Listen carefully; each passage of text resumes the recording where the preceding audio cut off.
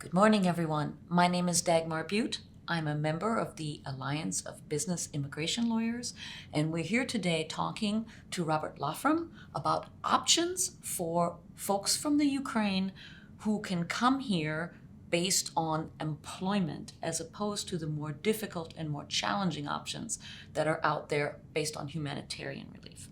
Robert, many people think that H-1Bs are only available to folks who qualify through the H-1B lottery.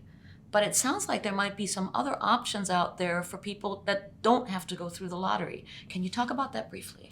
Yeah, so what you might be seeing or hearing out there for those who are researching this issue is that there's a cap of 85,000 annually for the lottery. There are certain, though, exemptions from that quota. And unfortunately, the demand here in the United States is well over 300,000 applicants for those 85,000 slots. But what we found to be very successful is to look at those organizations and those type of positions which are specifically exempt from that numerical quota. And so it really boils down to just one simple thing. Do you have a relationship, or can you put in place a relationship with a university of higher education? And in the past, this was something where it had to be a nonprofit, or a government agency. And so hundreds of thousands of H-1Bs have been approved outside of the cap for, let's say, school teachers and researchers at public institutions. And most recently, with a recent change to the law, it's been expanded to where companies that, let's say, are incubators associated with universities, if the job is specifically going to take place on the premises of a university, an institution of higher education, then you can apply for an exemption of the H-1B. In a moment, we want to talk about what is the H-1B as far as the qualifications individually. I think that's important. I think people need to understand that you have to meet certain prerequisites before you can even apply. So let's talk about that for a moment. Okay.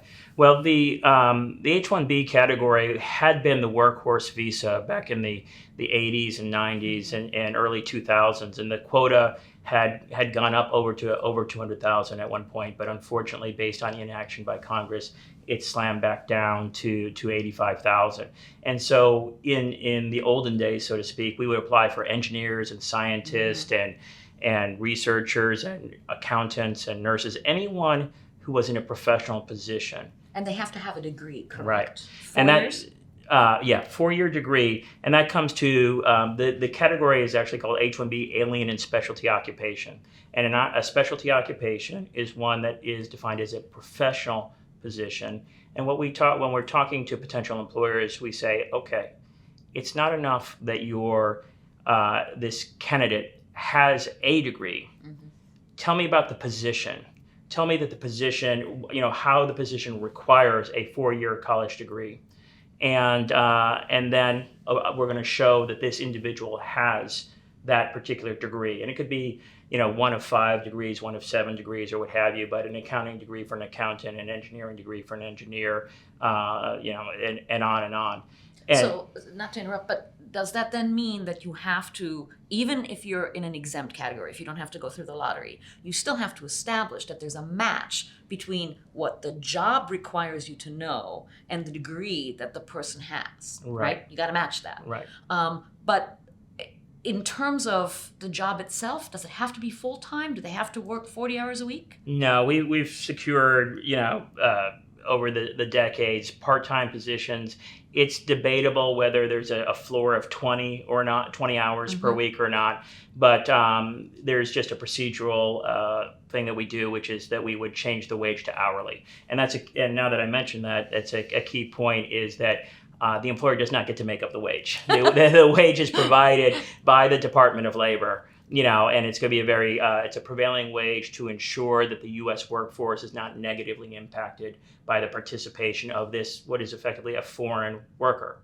And so what we're hoping to do is to show that this is a relatively routine matter, and that whereas the burden of proof for a refugee status or parole status is both burdensome, time-consuming, procedurally hazardous, and quite frankly, it takes quite a bit of time. Usually, could be years, and could be it does not have a high percentage of approval. So on that point Yeah. about time, Yeah. how long does it typically take once the employer has identified the employee to get an H-1B put together and approved? And can you compare that to the humanitarian options in terms of time? I think the humanitarian options are almost looked at as years, as up to the majority of a year or multiple years. Whereas an H-1B, I hate to diminish the process, but I would say it's routine. You either qualify or you don't. And as such, premium processing, a great innovation going back 20 years now, is available for a fee, a significant fee, to move this along in 2 weeks to get an approval, which then would go to a consulate from the USCIS, which would go to a consulate abroad. Currently, this is available to not merely Ukrainians, but it would be available to Afghans and any other forms of refugees from anywhere else in the world. It's not nationality dependent, and as long as they, so let's say it's Ukrainians, they would go to Poland. Or Frankfurt recently, and Afghans might go to Ankara, Turkey, and Syrians may go to. I have to think about that. Where the Syrians might be able to go to Jordan, or they might be able to go elsewhere. So the person could be here in months as opposed to years. Is basically what you're saying. Absent travel issues and like a 2 to 3 month time frame from start to finish is a reasonable budget. Terrific. What do you think, when someone is looking at one of these exempt opportunities, is the key thing to remember? Well, let's go back for a second and say, does the individual have a 4-year college degree? Is that degree applicable to the position? Is this a legitimate position which requires that college degree? But once you've made that determination, then we have to say, what is the relationship? And quite frankly, either a contractual relationship does exist or could be made to exist. If universities are out there and want to be of assistance, and or an example would be if there were incubators for startup businesses that were going to be physically located on the premises of a university, these are things that could be put in place to bring in dozens or more of professionals. And that's the key. We're talking about professionals coming into the United States. Well, that's great to know. And I hope that the people who see this will understand that there are options out there for them. And it's really nice that you shared your knowledge with us today. Thank you very much. Thank you for the opportunity.